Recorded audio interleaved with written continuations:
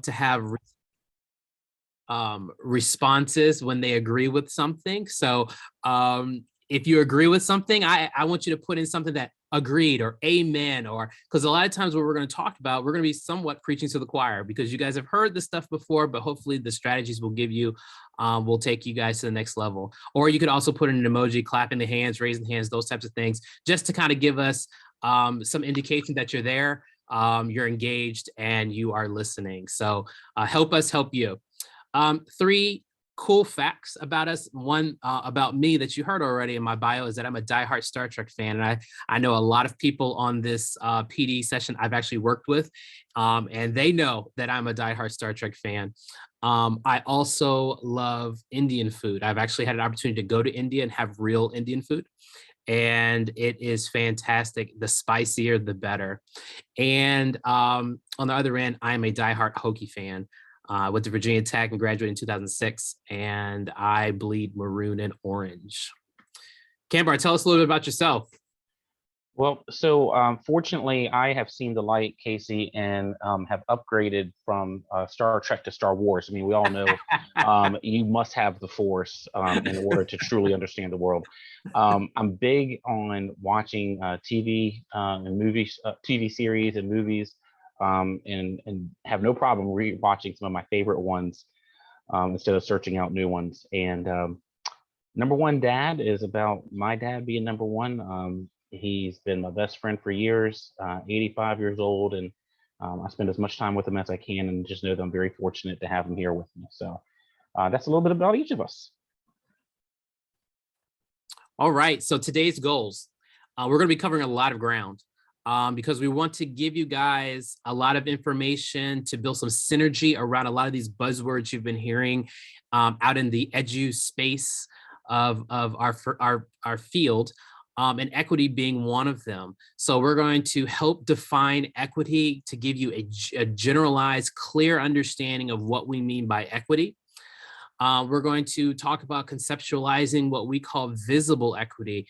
We believe that equity is just not an abstract concept that you hear in certain circles or in schools, but it's something that you can see. You can actually, sometimes even it's tangible where you can see it and touch it.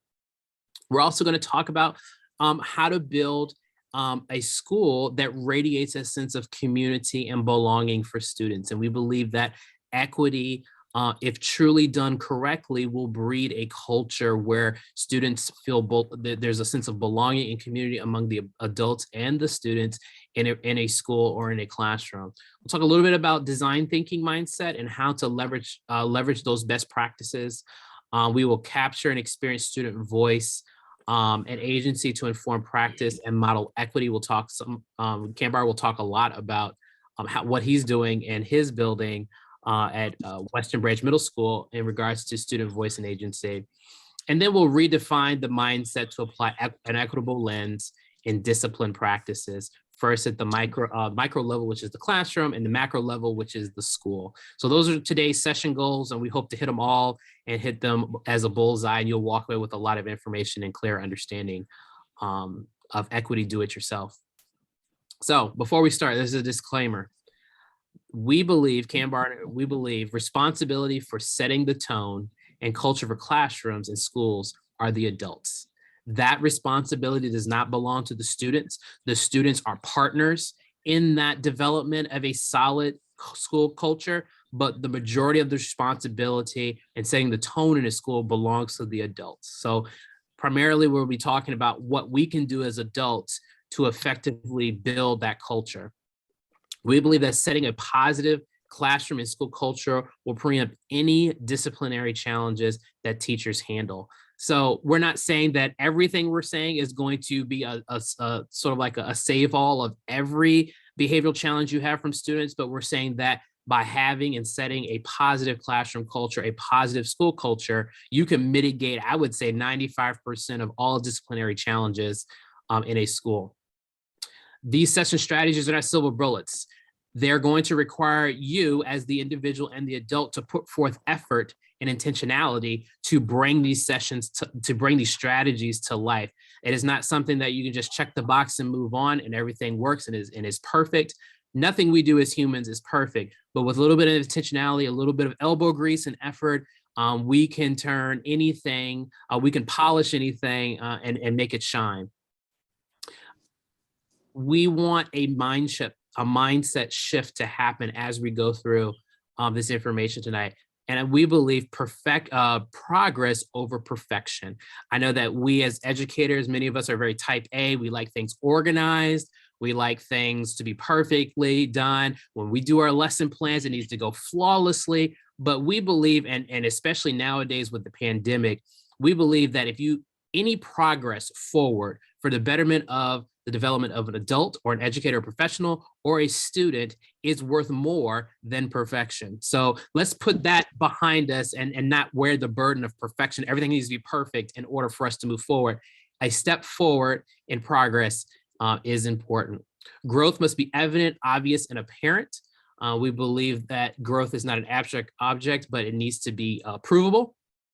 And we are equity learners. So we hope through your questions, we're going to be learning about, the information that we're sharing. Is it resonating with people? Is it working? Is it something that as practitioners, you guys can easily implement in your classrooms and your schools? We remain curious, open-minded, and adaptable to change. And if you believe in those particular values, you are really going to take your equity game to the next level. Kambar, next slide. Yeah. Did you want to add anything to that? I think that was a very extensive list. Yeah, no, I think it's great. I was just my computer was hesitating there. So Thomas Fuller, we put this quote in here because all things are difficult before they're easy, and this work, make no mistake about it, is going to be difficult. Casey and I were talking earlier today. I had a situation with a teacher that we were talking about, a child going into an honors class, and the teacher felt like, well, the girl's behavior was too disruptive to go to an honors class. And we had to have a kind of a gut check on how behavior should not be a criteria for academic access. And so I know that's a kind of an old way of thinking about it. You have to earn your way in with behavior. So these are going to be things we're going to present to you today are going to be some philosophical shifts. And this is going to be some hard conversations that have to take place, but it's worth it because this is for children. And that's why we're all here. So speaking of children, we have our next Mentimeter activity. If you have a chance, if you can go to menti.com and type in that code, we want you to list one word. In one word, how would you describe the students that you serve? And I'll give you a few moments to log into menti.com with that code, and then we're going to see what words start to populate.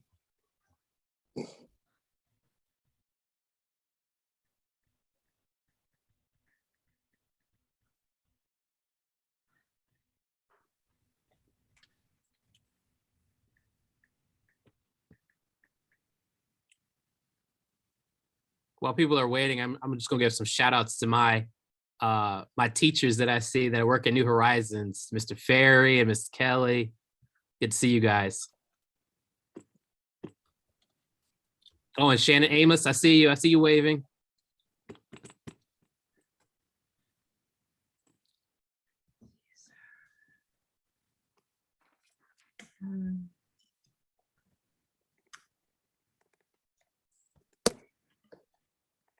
Okay, it looks like some few people are asking for the code again. Put it in there. You just put it in? Yep. Okay. And I see some old faces too. Miss Kostelecki, Kikatan, good to see you.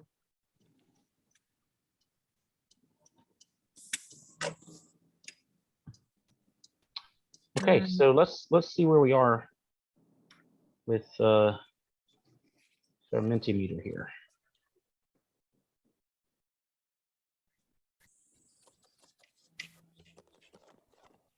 Okay, so seeing a lot of good terms up here, and as you see, as more words are typed in, the word cloud will reshape. And what happens here is as you if the same word is used, the word will start to grow larger. So we have unique terms: awesome, courageous, engaging, active, very nice. Grateful, willing. So you are experiencing all of this during a pandemic. I mean, are we fortunate to have some great kids? This is wonderful. I'm loving the positivity, Yeah, in a day and age where it's easy to be negative. I'm loving the positivity. me too. So this is an example. We're just kind of try to model for you throughout this session some ways to kind of keep your students engaged and keep you engaged with them. So hopefully, if you haven't used Mentimeter in the past, this might be something that you're comfortable using in the future. Okay, so let's get back to our presentation here.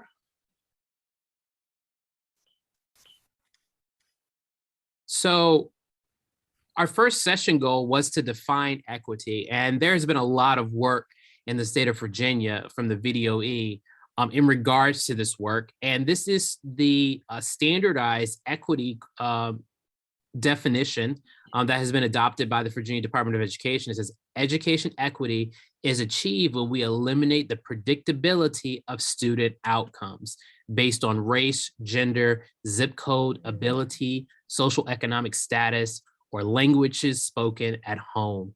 So equity, I know you've had many definitions before. I know you all have been exposed to the word. You all have maybe assumptions based on your own experiences and what you've been exposed to. But this is the definition by which when we speak about equity during this session, this is what we're talking about. We are talking about eliminating barriers to student success. We're talking about eliminating predictability. So as well as I know, when you're in education and you understand your community, especially from a social and economic standpoint, certain stereotypes or labels are placed on students from where they come from, or their race, or the languages they speak, or lack of a language thereof, or lack of citizenship. All of those things, we want to level the playing field when a student comes through our doors, whether it be the classroom or the school. And we want to eliminate those barriers and in some instances, as the adults, overcompensate for them so that they're able to access the curriculum, they're able to access all the services that are provided from a school so that they could be successful, no matter which content area, no matter which teacher they have, and no matter what school they attend. So when we talk about equity this evening, I really want you to think back to this definition. It is about eliminating the predictability of student outcomes. And when you eliminate the predictability, you're left with student success. So be thinking of that as we are going through that. We're gonna kind of connect back to this definition as we go forward, but I definitely wanted to have a clear understanding. Yeah, and Casey, I'll tell you, when I've heard this term, I most often hear teachers will start to say they have concerns if there's certain students with either IEPs or 504s coming in their class. Mm-hmm. We know that they're all different and they all have different strengths and different areas for improvement. But this focus is important work because this is the first step. When I had a meeting with some students 2 years ago and asked them what they thought equity meant. And one kid said, equity, isn't that like the value of your house? And so, it's true. I mean, you gotta think about, we gotta all make sure we have the same definition before we can take that second step. So thank you for covering that.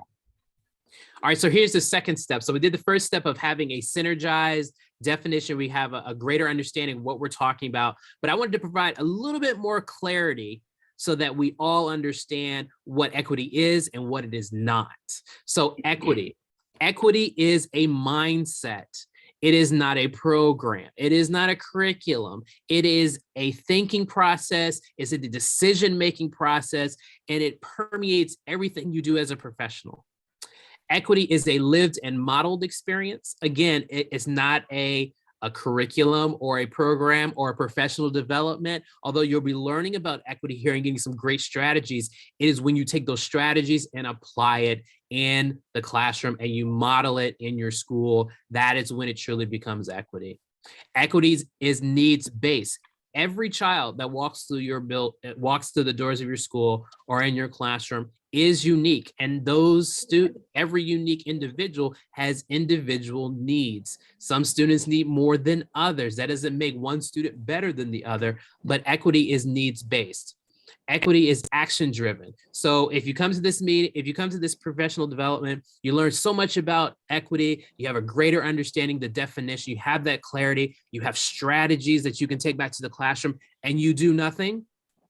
That's not equity. You cannot check the box. It's all about what you do with the tools versus just getting the tools. Equity is also data informed, and we get a plethora of data as educators. It's no longer just looking at SOL scores. We're looking at social economic status. We're looking at IEPs. We're looking at test scores. We're looking at attendance. We're looking at this, that, and the other. And we are inundated with so much data that if you are equity minded, if you have an equity mindset, you take all of that data and turn it into usable information. And you're not paralyzed by the simple girth of the amount of information you have, but you're strategic in using certain data to make certain decisions based on the needs of the students. What equity is not a specific pedagogy.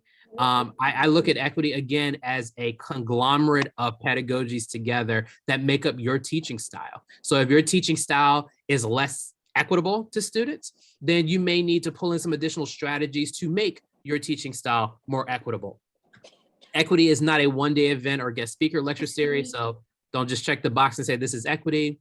Having good intentions with no follow-through. We've all heard. No, thank you. They don't have anything for me. We've all heard that before, where we Hello. have all the great intentions, or we've heard the saying, a certain place is paved with good intentions. The road to a certain place is paved with good intentions. We really need, as adults, if you want to change the culture, is follow through. And it's not an event, it's what you do every day. Every moment that you're working with students, every moment that you're in the mode of a professional, you should be exuding equity as a mindset. So Casey, as Right, you want to add anything to that? Yeah, Casey, as an example, can you hear me? Yep. Okay, as an example of that, number one, it being a mindset, I remember a couple of, I don't know if it was this last fall or the fall before, fall maybe 2020 or fall 2021, we were gonna do a pumpkin decorating contest at our school, and the student activities director had shared with me, well, what about the kids who don't have resources at home to do their own pumpkins, to decorate their own pumpkins? Because our school has 39% free and reduced lunch. So it's a significantly high number for us. It's the highest we've ever been. So I think that's just another example, though, of how we have to look at making sure we are not just looking at classrooms, but just the whole culture overall. Absolutely. Okay. So in this example, we have a couple of things going on with, if you want to start in the upper left corner, inequality is where, this is a few years ago, where the focus was just identifying unequal access to different resources. In this example, of course, the apples and the trees. We then moved into equality, everybody getting the same thing. So the kids are getting the same ladder. That's kind of analogous to, and Casey and I have talked about this before, he can wear glasses and I might see 20/20 without glasses. Well, giving me glasses doesn't help me see anything any clearer than I already do. So it doesn't make sense to give everybody the same thing if they don't need the same thing. And the bottom left corner is where we are, or where we're striving to get to currently in our profession, is equity. So just customizing tools to give kids what they need. And so you can notice that the child on the right gets a taller ladder because the tree is bent and they can't gain access to the apples as easily as the child on the left who has a shorter ladder. But notice also on this tree on the right hand side, there's not as many apples. Maybe the way the sun's hitting it, what have you.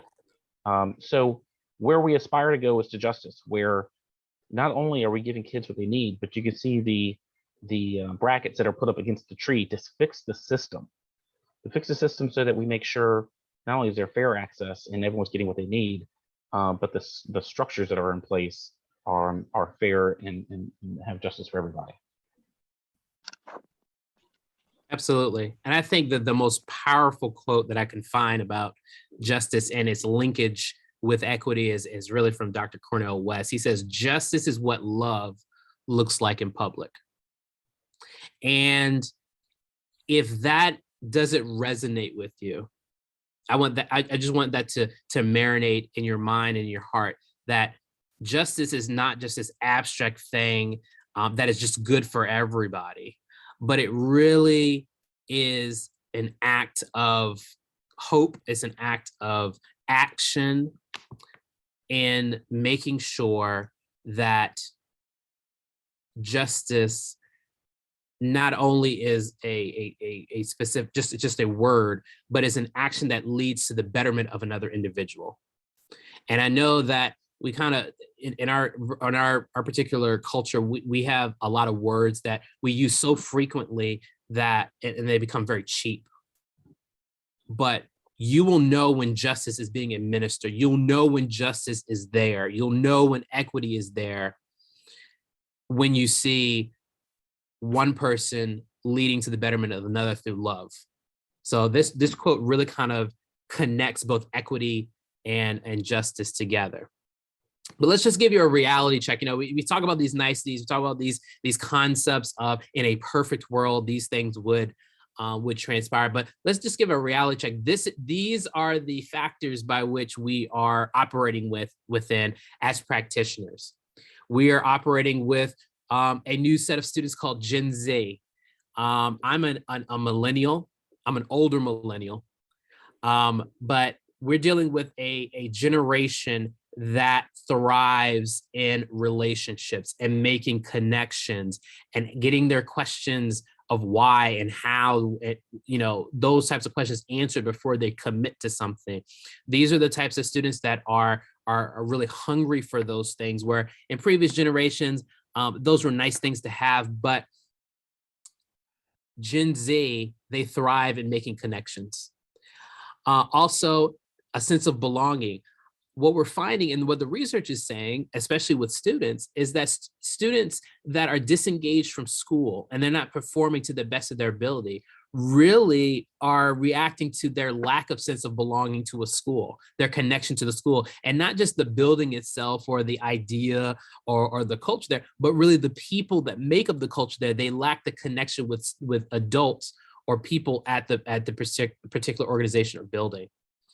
Changing hearts and minds, and that's what we're kind of in the business of a lot of the times, starts with changing the community perception and cultural narrative.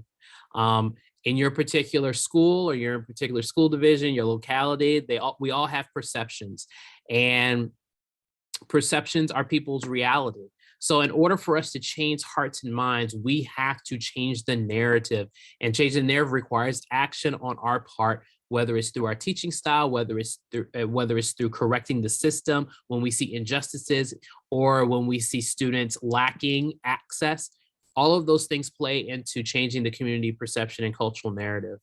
We also need to understand trauma. I don't know about you, but when kids came back from the pandemic, back to in-school learning, in-person learning, there was a lot of trauma.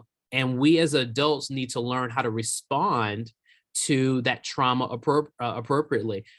We ourselves, some adults that I'm finding as practitioners, are coming back traumatized from either being disconnected from the world as a result of the pandemic, the isolation, and other things that have transpired when normalcy was broken. So understanding trauma and then responding to it appropriately and not taking it personally. I think sometimes as professionals, when a student lashes out for whatever reason, you really need to look deeper than just the action itself to find out the root cause in order to respond appropriately. And it's nothing personal, especially if you have a small connection or relationship with the student. Don't take it personally.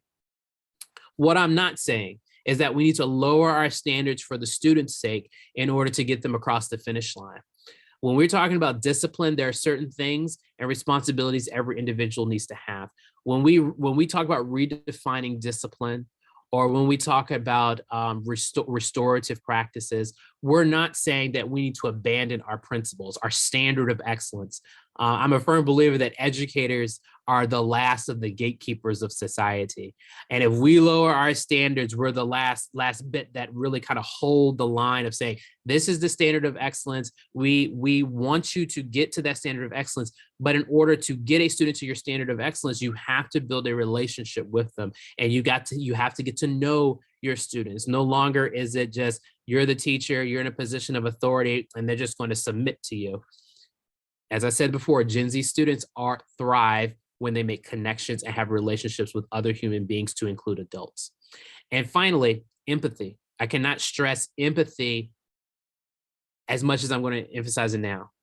Empathy is the antidote to the clash of values, because that is where the conflict happens between adults and students in the classroom. It's really a clash of values. The teacher has a set of values, the student has a set of values, and they're clashing together, and they're coming into contact with each other and causing the friction and heartburn that you may be experiencing in the classroom. But if you as the adult exude empathy, which is an action, which is your way of showing equity, you can basically build a bridge instead of burning a bridge with a student. Also, getting to know them beyond your comfort zone is a way of showing empathy and showing equity in the classroom. And until you do those things, Gen Z students are not going to have a connection to you. They could care less about what you're teaching. They could care less more about you. We have to, as practitioners, understand that concept, that empathy is the antidote to the clash of values that we're dealing with today in schools and in classrooms. Kambar, do you want to add anything to that? I know I'm preaching to the choir, and I'm up on my soapbox, and I'm getting excited. You're muted. Oh, thank you. Okay, so no, I don't have anything to add. I think you did a great job with explaining all that. So we want to talk about what visible equity now. And with visible equity, what we're referring to is something that you can see, something you can engage in or celebrate, and something that you actually do. So what we're going to do is put up a Jamboard, and I'm going to put the address in the chat room. And we're just going to ask you to post an example or two of visible equity happening at your school.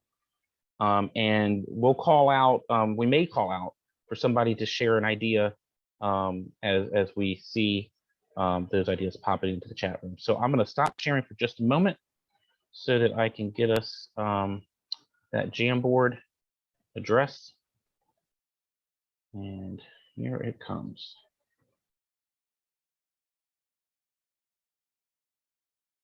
And while Kambar is pulling that up, visible equity, we all believe that equity is happening in either, is happening everywhere in schools today. But we want to see if you're actually in tune with seeing that in action, or seeing justice in action, equity in action in your schools. And we'll put out some examples of what you think that you're seeing in your school or in your classroom. And what we're going to ask you to do is, when you click on that link, if you can go over to the left-hand side of the Jamboard activity, the fourth icon from the top left side, you're going to see a sticky note, like a Post-it note. And if you just want to go ahead and click on that, you can just put a Post-it note up on the Jamboard.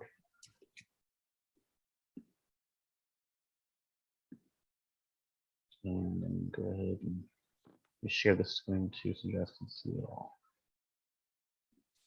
While everyone's answering, I did see a question in the chat a few minutes ago that may be relevant to the conversation. Someone asked, does Gen Z really make people connections though? They are digital natives. Sorry, let me scroll back up there.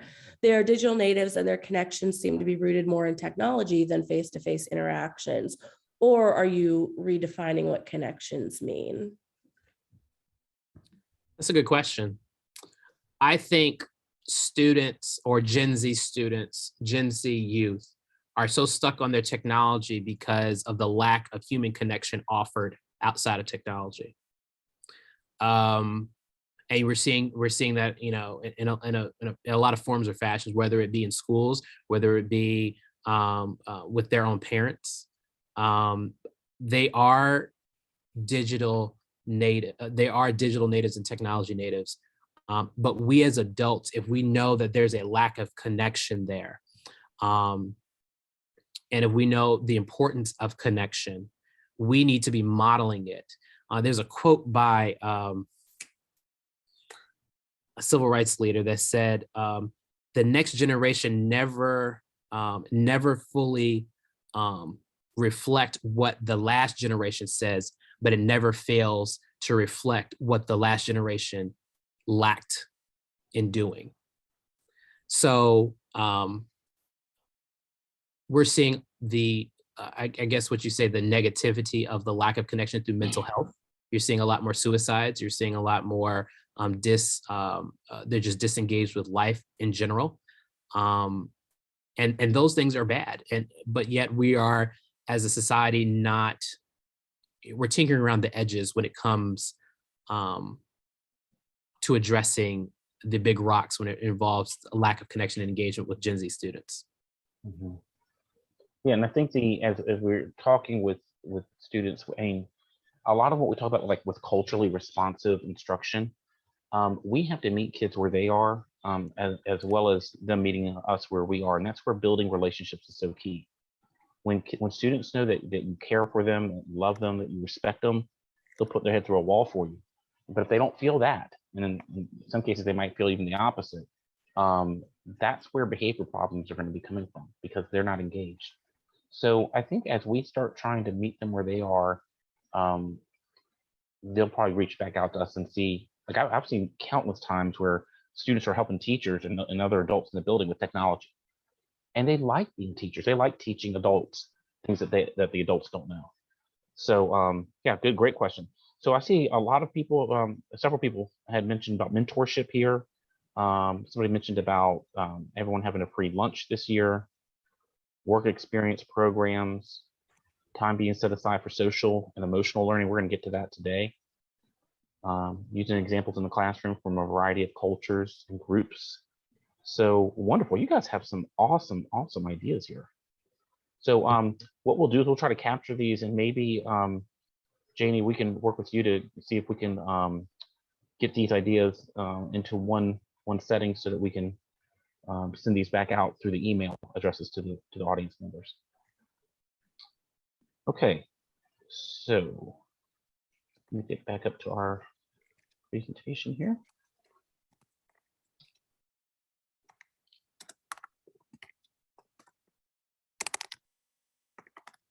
And while you were discussing that, Kamber, I found the quote. It's from James Baldwin, the literary critic during the Civil Rights Movement. He says, "Children have never been very good at listening to their elders, but they have never failed to imitate them." Oh, that's good. That's good. Well, let's going to move on here to building a positive school culture. And again, no silver bullet here. It's going to be a series of things that we try to do, and Casey and I are going to offer you some different perspectives, and then also some very practical ideas of how to do this. But I would challenge you as we get started on this to consider, how would you define a child having a successful school year? Is it going to be them getting a pass on an SOL test, or fewer than 10 unexcused absences in a year, or no discipline referrals? Most of us would not say use those criteria to define a successful year, but those are the criteria that schools are often used to judge whether or not they've had a successful year. So if we know, I mean, they have certainly testing data like that, or hard data like that does have a place. But I would suggest to you that building a positive school culture isn't really about those things. It's something much more foundational than that. School culture is about when adults or students walk in the building, the feeling that they get. Do they feel welcome? Do they see themselves or somebody like them on the walls? I always say that I like to, when our kids leave middle school after being there for 3 years, I want them to want to hold on to us with a white knuckled grip, not because they're scared to go to a high school, but they love being at our school so much. That's the ultimate goal. And so we're going to talk to you about some examples of how to get to that. So we have a couple of short clip videos. This first one is from the state of Washington, where we have a couple of administrators and a psychologist named Dr. Hollins, who talks about equity in schools and diversity. And in this first clip, why we need to address diversity in the classroom. So this is about 90 seconds. And then how do we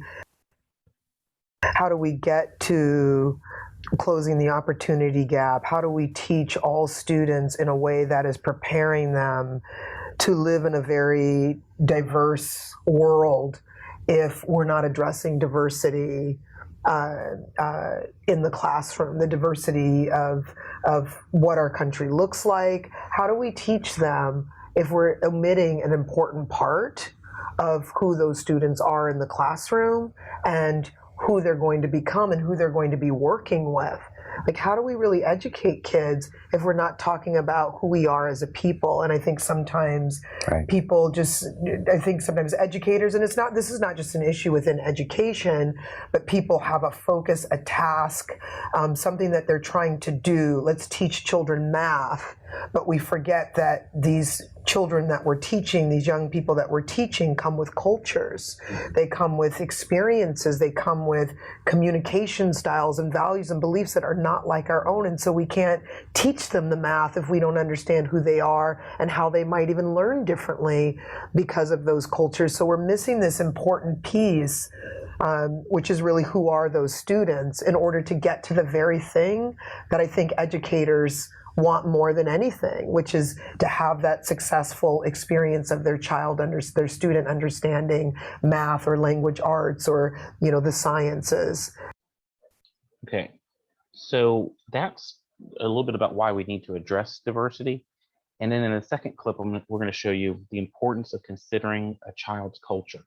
Now, after these two clips, we're going to put you in some breakout rooms so that you could talk about this conversation about why do we need to address diversity, do you agree or disagree, and why, and the importance of considering a child's culture. So let's watch a second video, and then we're going to put you into some breakout rooms.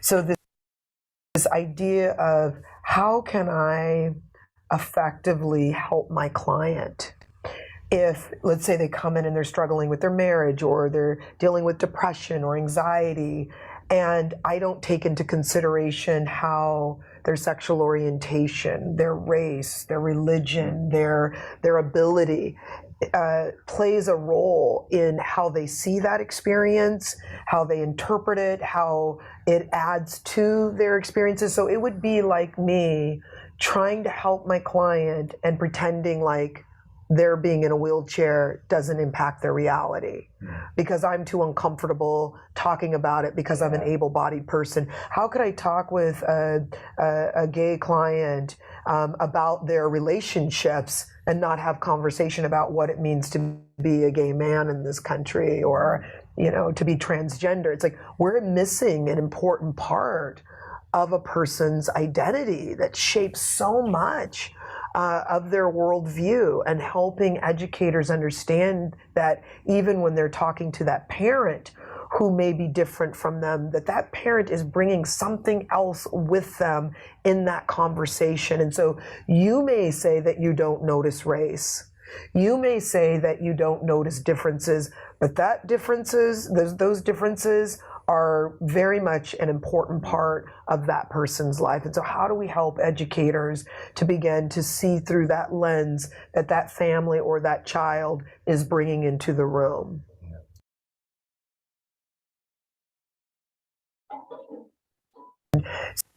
So this idea of how can I, and then how do we, so this idea of how can I, There you go. There we go.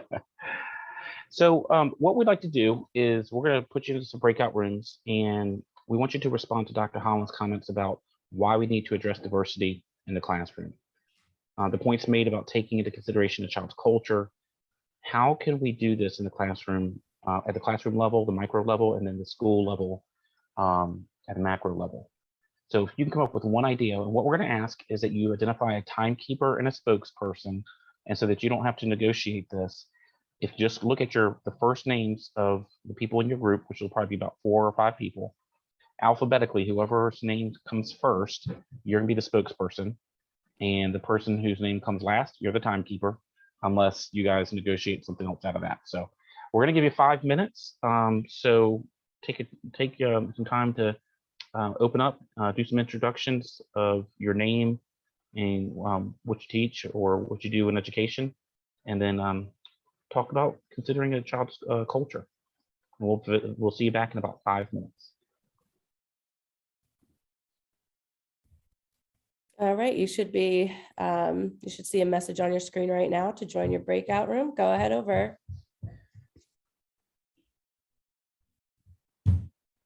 And I am going to pause the recording. Yes, we thought we were late. And I don't like being late. No.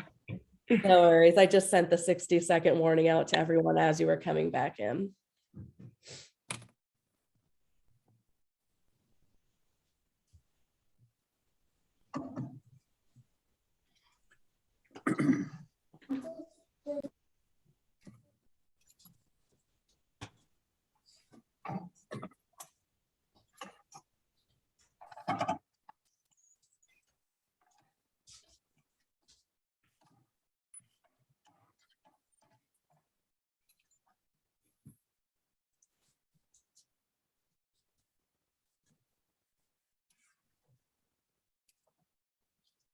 Jamie, I don't know if you want to mute everybody as they come back in, and then they can unmute if we call them. Sounds good. It looks like we have everyone back with us now. If you are back with us, go ahead and mute yourselves. I'll work on muting some of you too. And then if you're called upon, we can go ahead and unmute for that. Okay, so what we want to do is get feedback. We're gonna call on one group. Whoever was with Georgia, I think that's room 2. If you would have your spokesperson, they could either unmute and just give us a 30-second synopsis of what you discussed, or you could type it in the chat room, but I think talking about it may be a little bit simpler. So the spokesperson for group 2.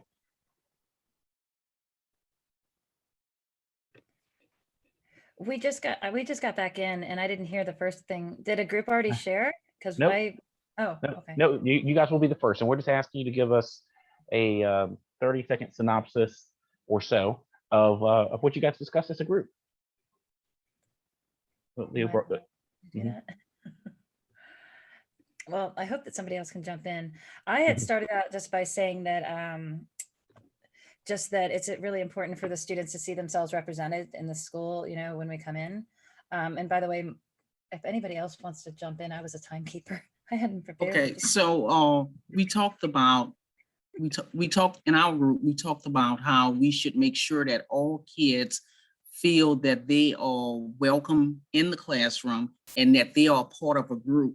I shared with them that in my class, I make sure that at the beginning of the class, we talk about respect and we talk about different races, religions, ethnicities. And the example I used was for National Hispanic Month. I have 2 students who are Hispanic. I gave them a chance every day to get up and talk about different things that Hispanic people do. That way the class is learning about Hispanics, and it's something that they can, when they go into their respective careers, it's something that they'll know some things, and they won't get fired from a job for saying something that is inappropriate. Right. So you, Alfreda, it sounds like you're doing explicit instruction with bringing culture and making it aware, making it at a conscious level, something that students are aware of. And I applaud that. That takes a lot of courage to do that, because not everybody's comfortable. Most of us are not comfortable talking about an area that doesn't apply to us. But listen, here's the thing. It's happening in our schools. Kids are having to deal with it. And if we don't address it, they're going to be dealing with it on their own. And then that's what results in all this discipline problems that we end up having. So thank you for that. Okay, we're going to go ahead and proceed on with our session here. And so let me come back to sharing. And I think we are back up and running here. So Casey, whenever you're ready. All right. So the next slide after that, we're gonna talk just briefly about, you know, what is the role of discipline when you're talking about equity in a classroom or a school. And Kambar and I just finished reading Discipline When. And we're gonna have an opportunity to actually talk with Dr. Andy Jacks in our next presentation together. We're like the dynamic duo. and we'll be talking about his book and how does discipline play a role in equity. And he states, Andy Jack states that discipline is not what we do to students. Discipline is what we do for students. So what he means by that is discipline is not just, when people hear the word discipline, they automatically shift over to the word, or they make it synonymous with punishment. But discipline very much so is about the development of a skill of self-regulation, showing respect for others. And these types of skills need to be modeled to students for them to model them and act on them themselves. When those things are not modeled to students, then the synonymous punishment with discipline are ingrained in students. And when they say, well, you need more discipline, they're like, oh, I don't want any more punishment. Discipline is really about how we correct students, what we do it within love, we do it within respect, and how we model certain behavior to help regulate youthful behavior. I always say the youthful behavior, but even in some instances, adult behavior as well. Right. So we don't want you to go ahead, Kambar. And I was going to say, it's also, discipline is about learning.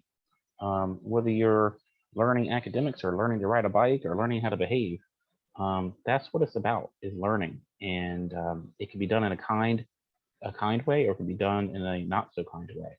Mm-hmm. Mm-hmm. So, okay. So for the sake of time, we're gonna skip over some slides, but you're gonna all get the copy of this. So some of these slides we'll skip over, but you can certainly read after the presentation. So the fundamental principle of school culture here is that culture is what you see. It's not what you hope for. You don't just cross your fingers and then suddenly you're gonna have this like ideal school. So we have to plan for certain activities. We have to plan for when things are going well, what's happening with students, what's happening with adults, and knowing that kids aren't always going to do what we want them to do. What are our adults doing when students aren't doing what we want them to do? So this is another quote from Dr. Jacks. If your most struggling students are not included in your intervention model, then you aren't an inclusive school. We have to plan for when things go wrong, because they will. Kids won't always do what we ask them to do. And the quote on the side is something that we already touched on. Adults should never blame students for the culture in their buildings. Students simply follow the adults and do what is allowed. Okay, so, it sounds like that quote I just put up about James Baldwin. Yeah, exactly. I mean, exactly. So we want to avoid this whole intimidation and practices of such that don't align with our big rocks. We all got into education because we wanted to make a positive difference in the lives of students. But sometimes our practices are not aligned with that. When we're overly harsh with punishment, overly harsh with grading, allowing for exclusionary practices to happen that we know are wrong, we have to continually keep ourselves in check, keep our schools in check in a professional and respectful way, because we're all on the same team. But this old school way of intimidation, here you see Mr. Vernon from the Breakfast Club. You also see Mr. Strickland and Back to the Future, who are overly harsh administrators. And I don't know about you, but to me, they just kind of give the impression that they're just not happy people. They just seem to be like always looking for something wrong, And I'm gonna try to get this out of the way so you can see that bottom quote there. So it's just something to think about as we go forward. How do you want to be remembered? Do you want to be remembered as the guy who said, "Don't mess with the bull, young man, you'll get the horns"?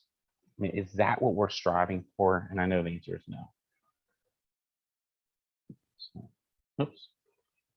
All right, so we're going to skip this that group activity for the sake of time, because we're just a little bit behind, and we want to start talking about student voice and agency. Casey?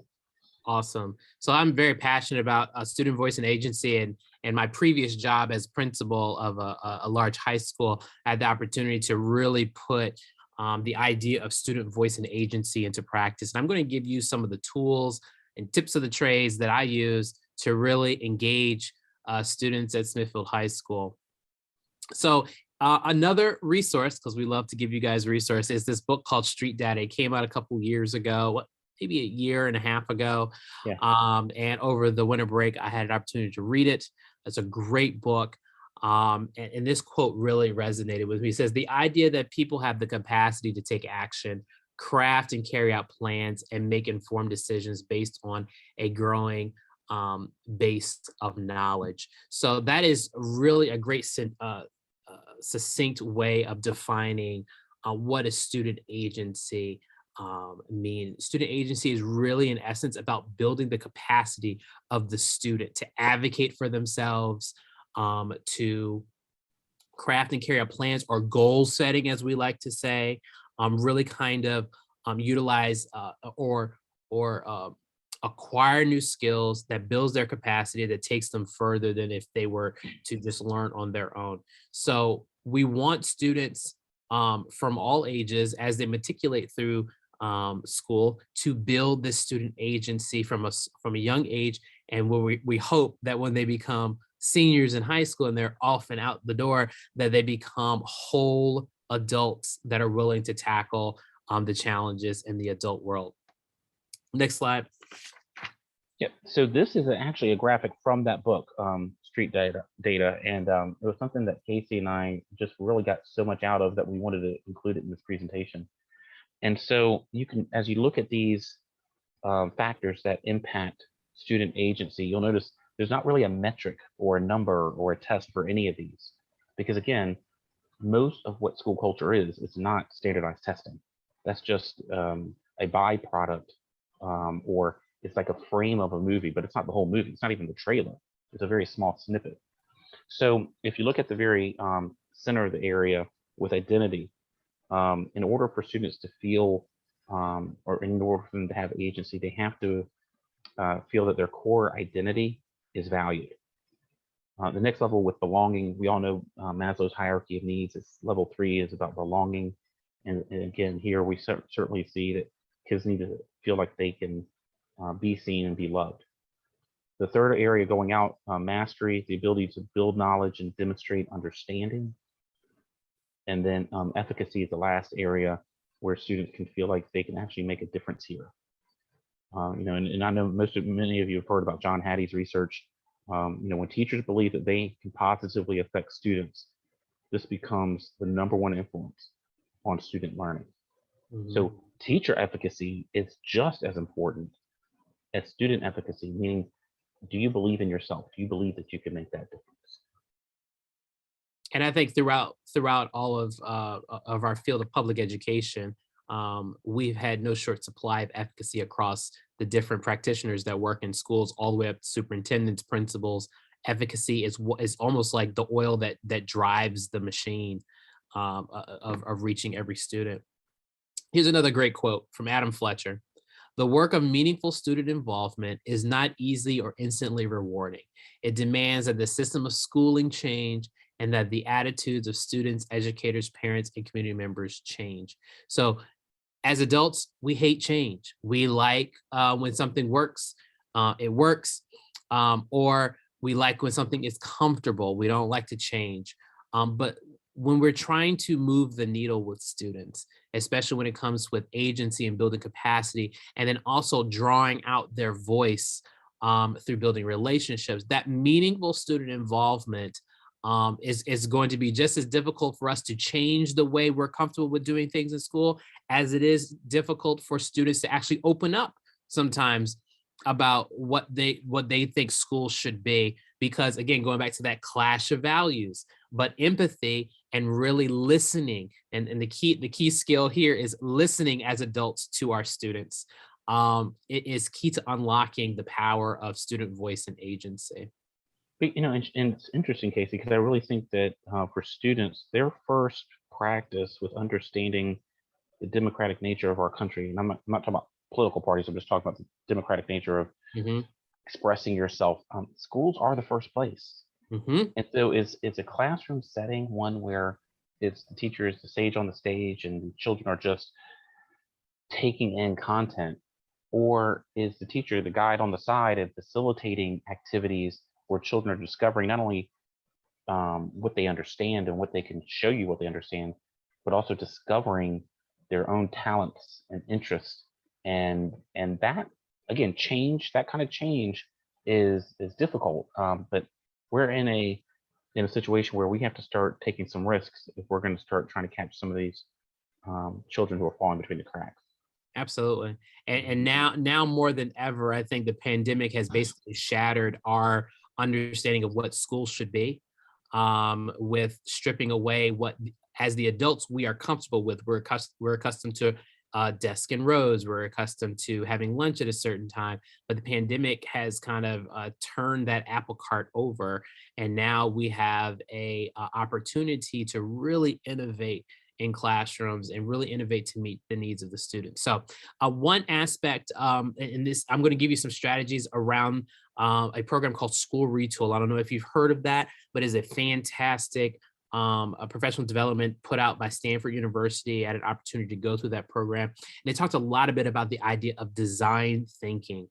So really looking at taking the thinking process of when an engineer builds takes an idea and builds a product or experimentation. We want in order for equity to really come alive is not really just kind of picking up a program or picking up a pedagogy and just putting it into practice, but it's really about experimenting, ideating, prototyping, testing, and then in some instances failing. If you think of all of the most innovative inventors, the cleaning solution 409, it took that particular person 409 times to get the right solution to make what we call the 409 multi-purpose cleaner. So when design thinking gives you that framework for innovation, that open-mindedness to really put some experimentation as far as some of these strategies that we're giving you into practice. You have a strategic level of design thinking. That's really talking about the mindset and culture. Equity begins where professionals seek to understand rather than prescribe and dictate. Also, be intentional is the key to success. So you may look at this design thinking framework and say, oh, that's nice. But if you're not intentional in putting into practice and actually going through the process of design thinking, that's not going to always lead to a successful outcome. And then also in the design thinking framework and the equity framework, there are certain levers of power in organizations that really can affect organizational change, whether it is resources, whether it is access to something. These are some of the levers of power within an organization that through the design thinking framework, you will be either shifting left and right or up or down for students to really find out which combination would be the best to meet the needs of students. And then the tactical experience of design thinking really centers around this one activity. It's called shadow a student challenge. And I've done that several times. I know that Kambar, you've done it a couple times. That's sort of like the culmination of actually going through the design process. Like, how can I reach students to make a more equitable classroom? How can I reach students to make a more equitable school culture in my school? I would say the first step to really understand and to really experience is to really shadow a student. Has anybody in this professional development actually gone through the process of shadowing a student the entire day? I'm not talking about, oh, you come to school in your own car. I did it one time where I met the student at the bus stop and took the bus to school with the student so that I could experience the process. I see one. Anyone else? I know we don't have time to watch this video, but this is a great 5-minute video that was put out by PBS NewsHour. We were going to watch it, but we're running out of time. But when you get this slide deck, you'll have access to this particular video. I ask that you watch it. It's a very powerful 7-minute video that really describes this shadowing a student and what this particular assistant principal, I believe she's outside of Chicago, experienced when going through the shadowing a student challenge. High school students and There's parents. some additional. Sorry about that. I thought you were going to show the video. But you guys will have to wait and get the slide deck to see the video, but I challenge you to watch it. Casey, that was just a little teaser for him. Yeah. Also in the school retool curriculum, I also learned the hack mindset, and this is a great template of action. There are 3 steps: bias to action, fail forward to learn, and start small. As teachers, sometimes we do a lot of overthinking, and by us overthinking, we never try anything. So the hack mindset encourages you to just don't overthink it, just try it. If you have an idea that will build equity in your classroom, that will reach students and build relationships with students, just try it. What's it going to cost you? If you fail, you learn from your failures. And that's the second step. Use failures as opportunities to learn. It is better to know what you don't like than what you like. Because a lot of times you waste a lot of time trying to figure out either one. So look at failure as an opportunity to learn. And also, when you model a good reaction to failure, that's going to rub off on your kids. Because guess what? No one on this planet is going to be free from failure, whether in their personal life, professional life, etc. Any endeavor a human does, there's going to be some type of failure. We need to learn how to take that and garner the power of failure into learning. And then the other thing, start small. We're not going to save the world overnight. You may not even save all the kids in your classroom overnight. But if you start with one student, you've made all the difference in the world. If you have changed the way you've thought about things and how you're teaching and your teaching style, your discipline practices, you have really done more in doing that than trying to save the entire world and overthinking it. Kambar, you have any comments on that? I'm just going to run right into just two strategies I've done. Yeah, I think you're good. Okay. There's two strategies that come from the hack mindset that you can take and do tomorrow. That's how easy they are. So here's some quick wins. Check on the student safety net. So there was a student. What I did in this particular instance, I would always try to eat lunch with students that were on the fringes of school society, as they say. Like, sometimes the students, the goth students or the awkward students were always by themselves. I would always take time to listen to their voice because they're very observant students. And a lot of times they look like they never had any friends. So I would always go and try to eat lunch, maybe once a week, go down to the lunchroom when I would have lunchroom duty, and I would try to eat lunch with those students. And at first it was very like, why are you sitting with me? Am I in trouble as the principal? But after a while, I got to know some of these students, and they were a plethora. When they get comfortable with you, you make that connection, they let me know where the holes were in the school culture, where the holes were in the student safety net. And with that feedback, I was able to affect change across the school to actually plug some of those holes. Just by having lunch once a week with some of the students that I built a relationship that normally would never come to see the principal, because usually the kids that come see the principal are the ones that are getting disciplined. But I'm really building relationships with students through that venue was very powerful. Another one that I did is I actually took my a whole day. I put my desk or office out in the main hallway, the main intersection at Smithfield Highway, this large commons area. I put a desk out there, set my stuff up, and actually sat out there. And actually, I had a whiteboard on wheels, and I would write a question that I wanted to know and leave some post-it notes on the desk and be there for students. If they have questions, they could come ask me, or they could answer the question by putting a post-it note on there. And it's really my way of getting, taking a temperature check of the culture. And I would ask some very, awkward questions or funny questions, not really anything substantial, but the feedback that I received and them seems like, why is the principal out here sitting at a desk? I wanted to connect with students. And that was a very, and it's not just like a mobile desk where I'm going around trying to do learning walks. It was really just me there wanting to connect and giving students opportunities to approach me and to ask questions and answer my questions. These are just some quick things that you can do to build a more equitable, positive, solid school culture. When they see you out in the hallways more, when they see you eating lunch with certain students, that's a very powerful indicator to them that, my principal wants to connect. And I know that Kambar has tons of examples of the things he's doing at Western Branch. And I'm sure he's gonna cover a couple of them in the next slide. Yeah, and I would also say that some of these are things that we can certainly do at a classroom level as well. I mean, if teachers want to have a special lunch with the kids, or they want to have opportunities to connect with them, there's always, where there's a will, there's a way. And I think that we just have to have that will. So, well, Casey, I want to piggyback on all the things you're talking about, because student voice, the impact it can have on school culture is tremendous. And you'll see on the left side here all the different methods that we've used at Western Branch Middle. All of these are pretty self-explanatory, except for maybe the second one just needs a little explanation. When we do the town hall meetings, we have those in our cafeteria during lunches, and we will post questions on our TV screens there, and students will bring their devices, their phones or Chromebooks, and just respond to questions about school safety, the workload of their classes, activities they're looking forward to, things of that nature.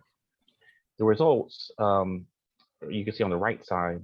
For the sake of time, I mean, there's a lot of things here, and I could certainly, we're gonna have about 15 minutes for you to ask questions, and I'm more than happy to talk about any of these in more detail. The student dress code, the cafeteria seating arrangement, the touchless water fountains, and the restroom makeovers. But I want to spend a little bit of time talking about the honors class criteria, because we were having some issues, and we've been doing some equity work at Western Branch Middle School for the better part of at least 4 years, I want to say 5. And so 2 years ago, we got some data that indicated we were the second highest disproportional school, middle school in our city. And it was like a real blow to the ego, because I mean, all this work we're doing, how can we be doing so poorly with having students of color in honors classes? So I'll give you some numbers just to some people learning why they do better with numbers. Our student population was at 37%. 37% of our student population was Black, but only 24% of our honors program had Black students in it. So there's a 13% disproportionality.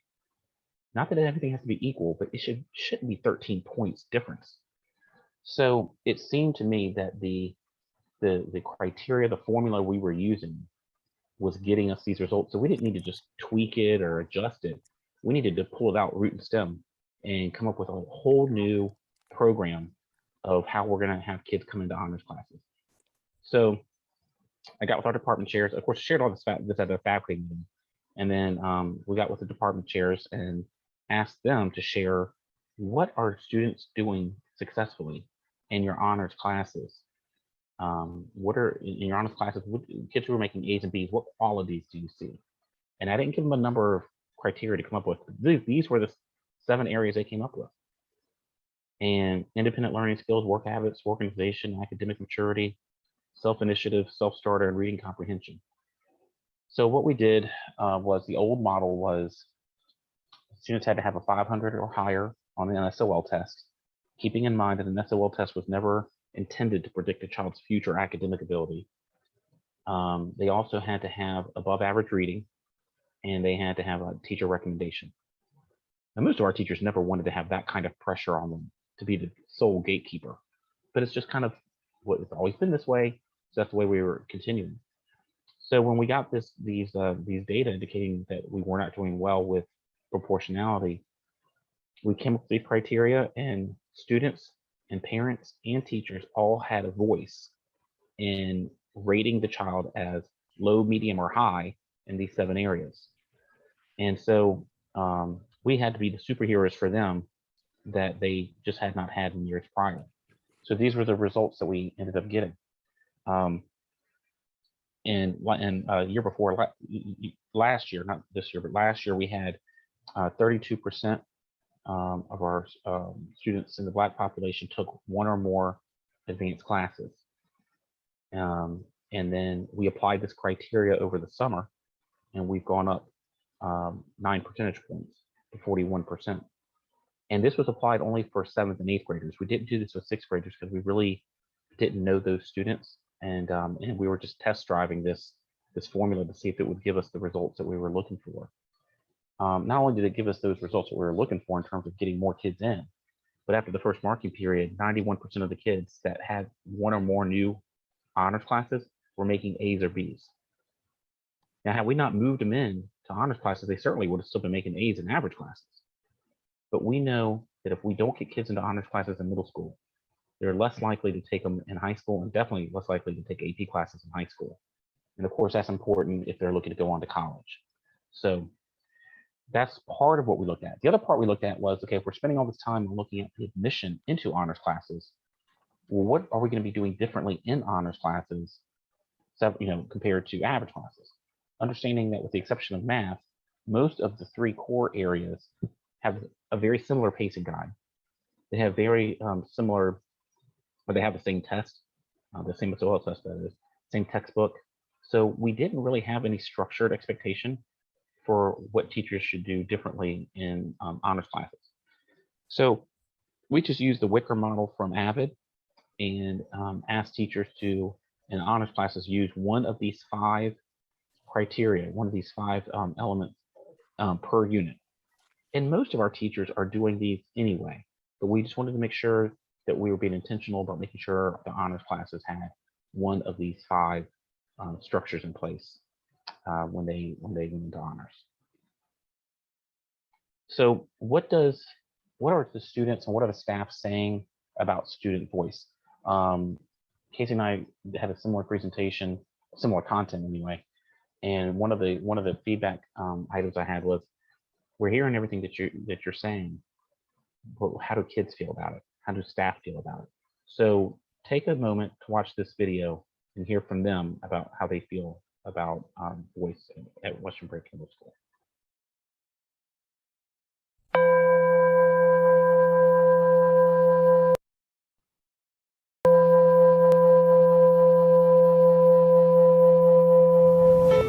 One example of student voice at Western Branch Middle School would be our student advisory committees. Our kids love coming to those and giving us input and suggestions about how to make our school better. Student voice at WBMS is a major priority. We have created many avenues for students to make their voices heard. Student voice is a key component to our positive school culture at Western Branch Middle School. Student voice at Western Branch Middle is like a microphone that's never turned off, with students' opinions being solicited and encouraged. And no student's opinion is considered unfeasible. To me, student voice feels like a connection between everyone at our school. To me, student voice feels like success for all students. Student voice at WBMS feels like me and other students' opinions are heard very clearly and appreciated by administration and staff. You know what? At the end of the day, I enjoy being here because we have changed so many things. The cafeteria, water fountains, dress code, and honor programs. I've been transferred into 2 honor classes, and it has affected me and my grades very much. I enjoy being here at Western Branch Middle School because our student voices are heard, and that's what you want from a school.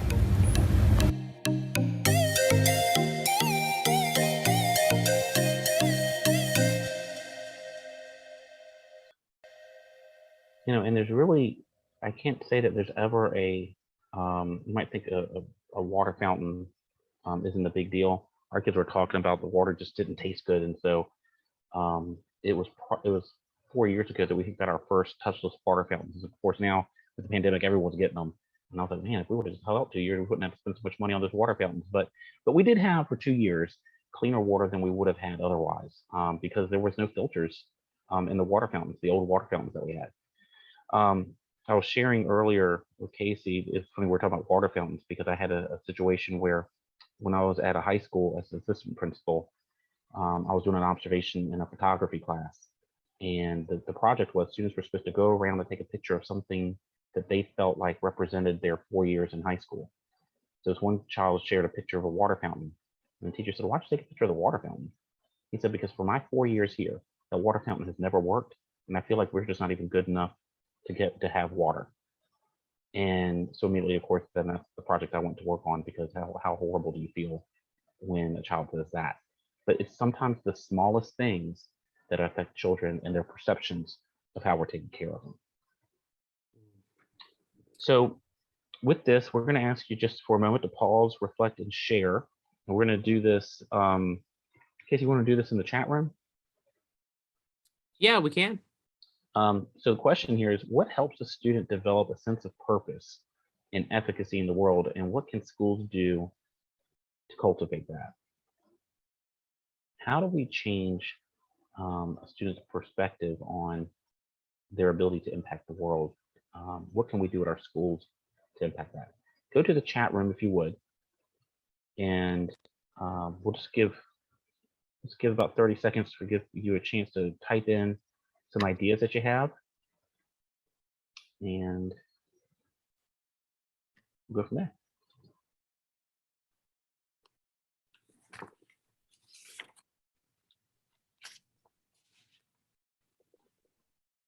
Ben Z, I see that you put in the peer mentorship, formal and informal. Are you okay with unmiking, unmuting yourself?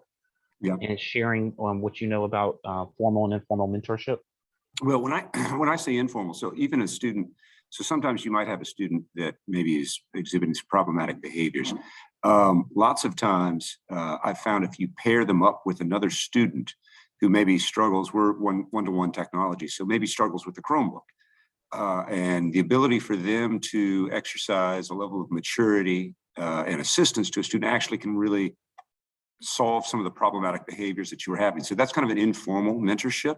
That, you know, I look for opportunities to do that. Sometimes I'll intentionally put two problematic students together and tell one, hey, keep him on track or keep her on track. And they like that. They kind of play off of it, and it works. So those are the informal ones. The formal ones, you know, we might do with peer tutoring with a formal time and location or place when we do ASUP. I think maybe that's something we could do even better. You know, we do that during our electives. ASUP is our academic support program. And so we have a lot of students that can teach other students. They have the mindset, the capability to do it. And I don't know if we've cracked that nut as much. It's a time constraint. That's probably the biggest catch there, is trying to find the way to work. And so I do a lot more informal peer-to-peer in the classroom when the opportunity presents itself. Thank you. Thank you for sharing that. And I'm sure most of us, if not all, will agree. A lot of times you can have some great ideas on ways to assist children or make the school culture more positive. But how many more things can we do, especially during a pandemic? I mean, teachers, administrators, cafeteria staff, custodians, everyone's at a breaking point. So even if you can't do it right now or this month or this semester or this year, I keep a file, physical file in my desk for just ideas that I'm gathering throughout the year. I've learned to start just putting it in my Google Calendar in the summer, because sometimes you just don't want to lose the good ideas. So I encourage you to try to do that. So if you have an idea that you think could work, but just the timing's not right, don't throw away the whole idea. Keep it somewhere that you can come back and visit. Okay. All right. So let me get back here to our sharing.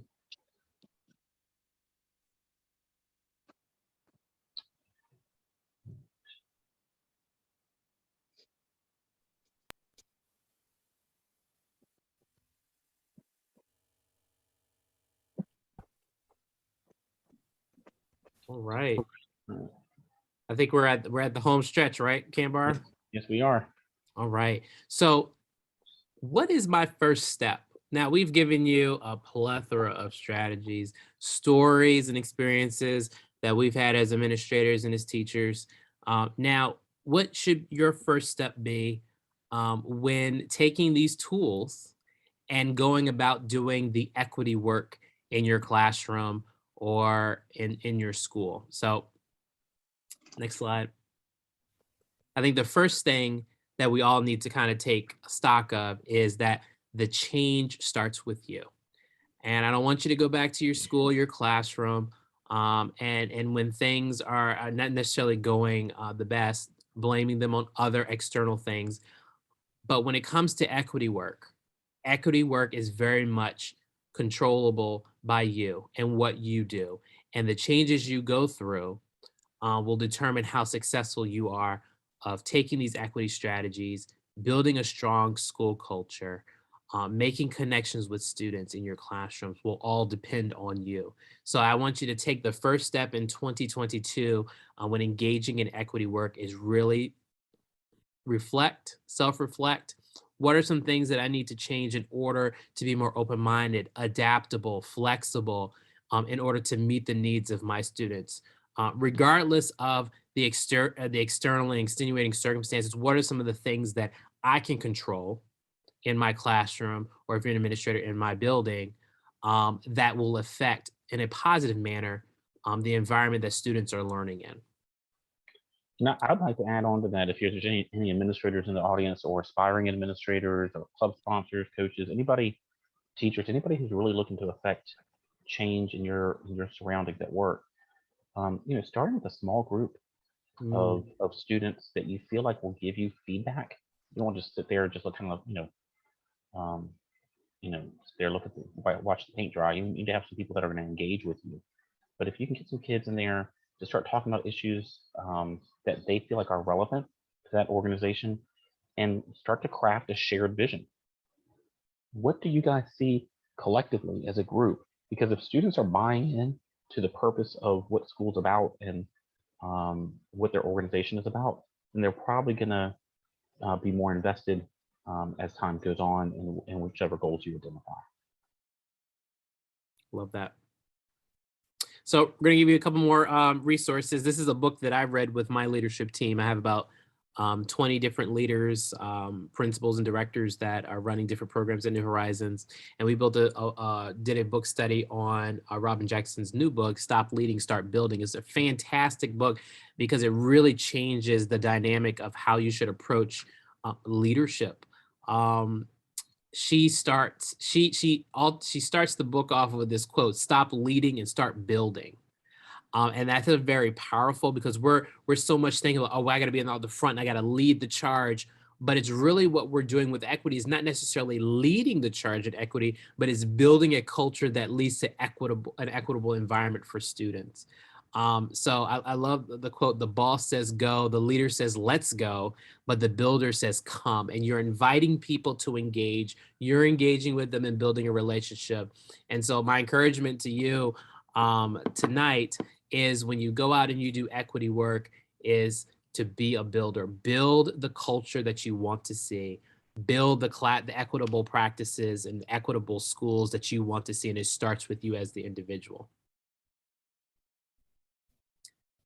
I think we have one more slide, right?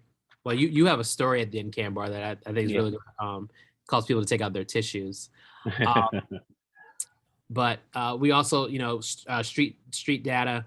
Again, they talked a little bit about a warm demander educator. And Lisa DePritt, she's a educational researcher, and she came up with this term. And it says, expect a great deal. A warm demander educator expects a great deal from their students, convince them of their own brilliance, and help them to reach their potential in a disciplined, structured environment. And that's you. You are going to be a builder, and you are going to be a warm demander educator. And these are the 4 principles of a warm demander educator. Believe in the impossible. That one student that drives you up the wall, that does all the things that, he's here today, he's not. Believe in the impossible, that you can reach that child and that child can succeed. Believe in the impossible. Oh, this culture is never going to change, but it will change when I change myself and I take some action. Build trust.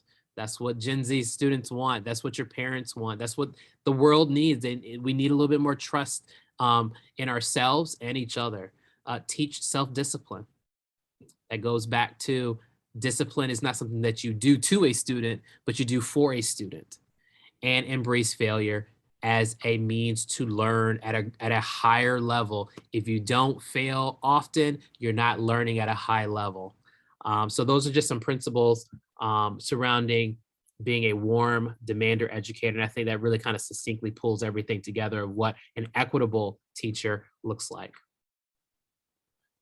So here's, I was reading in a book about, first impressions. So we always know, you've heard the phrase, you can only get one chance to make a first impression. So this is a picture of me with my 8th grade science teacher, Mr. Hill.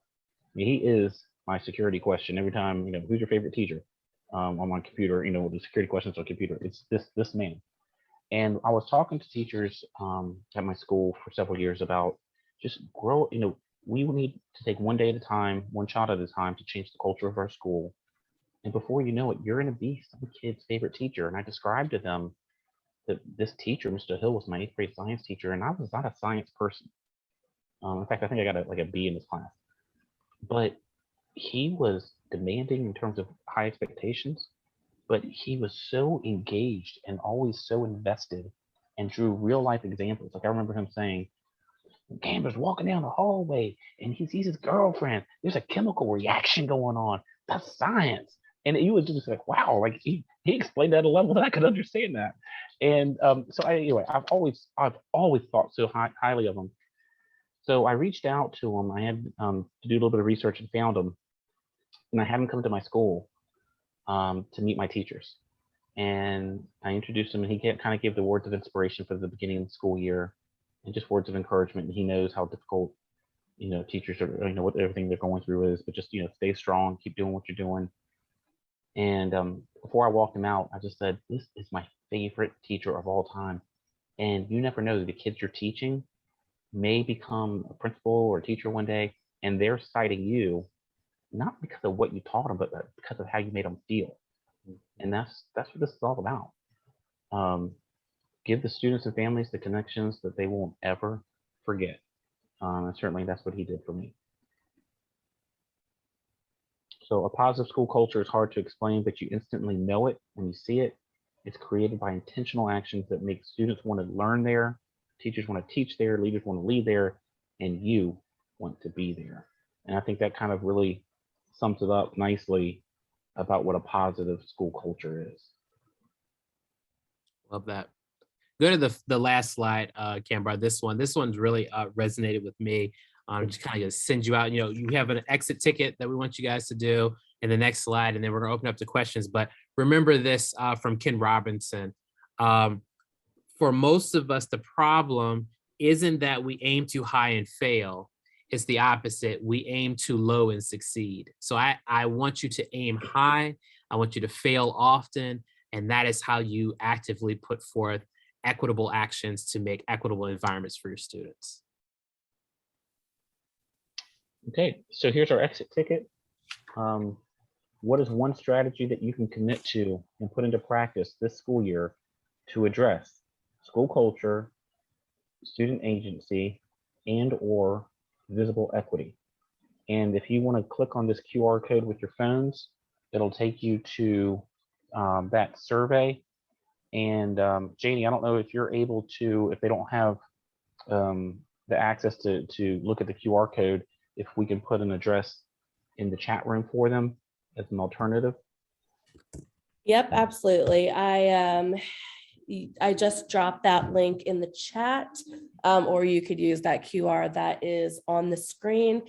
And as I mentioned earlier, first of all, I'm going to go ahead and just stop the recording for this